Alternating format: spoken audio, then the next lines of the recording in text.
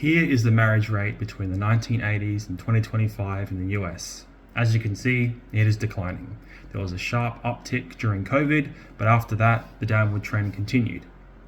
Here is the divorce rate in the same time period. As you can see, the divorce rate is declining too.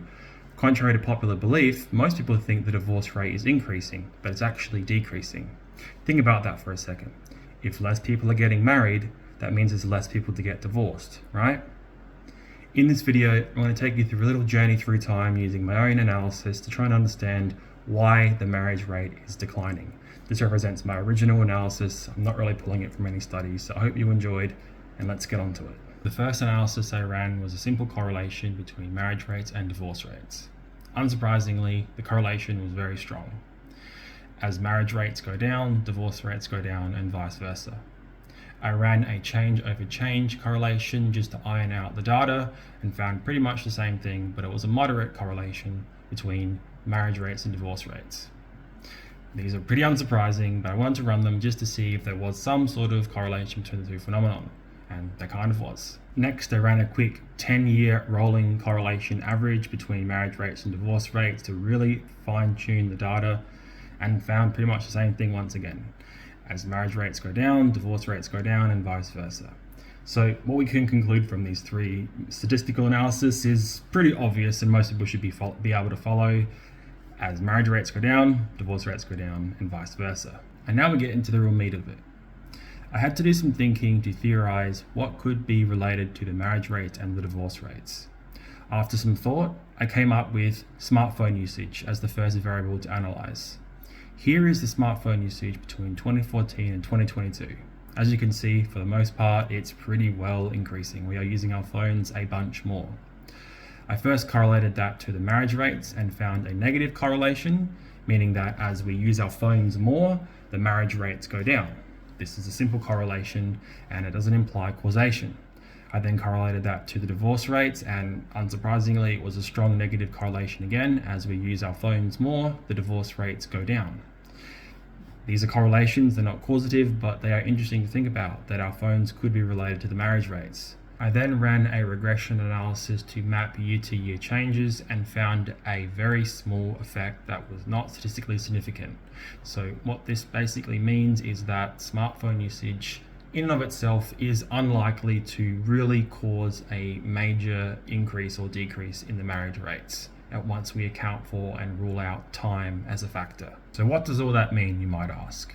How can using smartphones first be correlated with marriage and divorce rate, but now it's not correlated with marriage and divorce rates? What is this guy on about? Let me break it down for you. We use our phones for a bunch of different things. Taking photos, Google Maps, checking emails. All of those different activities together probably don't cause or really majorly affect the marriage and divorce rates. Think of it like this. How can taking a photo of your cat cause you to not get married? They're not really related now, are they? If we used our phones for one purpose, which is to email a lawyer to initiate a divorce, then it would be likely that there is a strong, almost causative relationship between phones and divorce rates. But since we use our phones for all different things, such as Facebook and social media, and not just for emailing our lawyers, then that's why the relationship ultimately is unlikely to be strong, at least initially. We'd have to break it down at a granular level to really understand. The next variable that I thought might be theoretically related to the marriage rates is the median age at first marriage. Here is the median age at first marriage for males and females between 1985 and 2002. As you will see, people are getting a little bit older before they marry for the first time. I first correlated this to the marriage rates and found a strong negative correlation. What this means is that as people got older, the marriage rates declined. Or more loosely speaking, people were delaying or foregoing marriage until they got a bit older. However, when I ran a year-by-year change, the effect almost diminished. What this means was that the marriage rates continue to decline regardless of people's age. Next, I thought, well, maybe dating app usage can help explain the effects. So I ran a correlation between dating app usage and marriage rates, and once again found a correlation. But once you extract it year by year, you'll find that even with the dating apps in the mix, the decline in marriage was still occurring, and was pretty much occurring before the advent of dating apps. You see, my data starts from around the 1980s, and Tinder and Hinge and Bumble weren't around in the 1980s and 1990s, and yet the marriage rates are still declining. This is a confusing story, but let's keep going forward. The next variable I thought might be theoretically related to the marriage rate is the general cost of living and how expensive things are. So I pulled the CPI index and conducted a multivariate analysis. Now, that sounds like a mouthful, let me explain. There's a screenshot below. What's being done here is that the multivariate analysis is trying to figure out which of these variables, time, age at first marriage, and the CPI, affect the marriage rate. So first, time, which actually subtracted 0.135. And then we stack on age at first marriage, which only added 0.89, and the CPI, which only added 0.41. So what this means is that of those three variables, time, as in the literal time, 1984 to 2003, that actual time as the factor itself, if we add time, that actually affects it the most, the marriage rates, compared to age at first marriage and the CPI slope. So what this means is that the cost of living barely affected the marriage rates. They were still declining and will probably continue to decline independent of the CPI. It's interesting, isn't it? Next, I did a similar thing but bumped up the time frame from 2014 to 2022. You'll see here that the CPI slope was actually much bigger, 0.299, meaning that as the CPI rose, the marriage rates rose. So what this means is that as things got more expensive, more people got married. But what happened in 2022? COVID.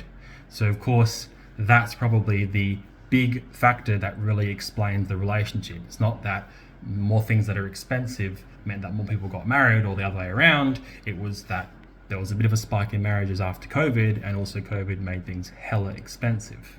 So what does all that mean, simply put?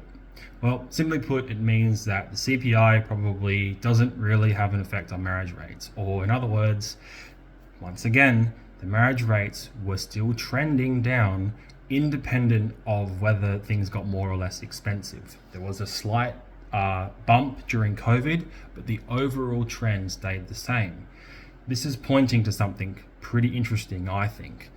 I'll hint at it, which is that it seems that regardless of all these variables we throw in, time is still the factor that explains the marriage rates. Or in other words, they were declining well before these variables and may decline afterwards. But let's continue. The next two variables that I thought might be interesting to note are education levels for males and females and church membership.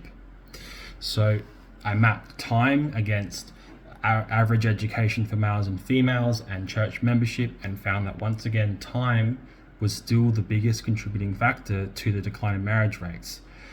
Then what I did was I re-estimated year-over-year changes to reduce any spurious correlations, and what I found was that only the change in church membership affected the decline in marriage rates. So what this means is that as more people subscribe less to religion, there is almost a statistically significant relationship between that and the marriage rates. You could very loosely interpret it this way: less religion, less marriage. That's a very loose interpretation, but hopefully it makes sense. And it's probably the only correlation I've found so far that seems to have more of an effect over marriage rates other than just literal time in and of itself. Next up, I tried to see if anxiety or depression had any effect on the marriage rate. And there was a little bit of a relationship, as depression and anxiety go up, marriage rates go down. But once you control for time, once again, as you'll see in this chart, it had very much a minimal effect. However, I did finally find something in my analysis. Running a Granger causality analysis found that higher levels of psychological distress can predict lower marriage rates 1 to 2 years in advance. So as more people were stressed out, there will be a decrease in marriage in the next 1 or 2 years. This is a small effect, but finally found something. So what's the overall conclusion, you might ask? Well, of all the variables analysed, time seemingly had the most effect on the marriage rates. In other words, marriage might be quite literally just phasing out of human existence. Now, this data does pertain to just the US, so there could be a different story in different parts of the world, but in Western culture, maybe marriage is slowly phasing out. The last thing I want to leave everyone on is a question. I've analysed different variables that I think might be attributed to marriage rates, but maybe we could flip it and we could say that, let's take depression and anxiety for example. Maybe it's not depression and anxiety are lowering the marriage rates, but maybe we flip it and that the lack of marriage might be elevating depression and anxiety.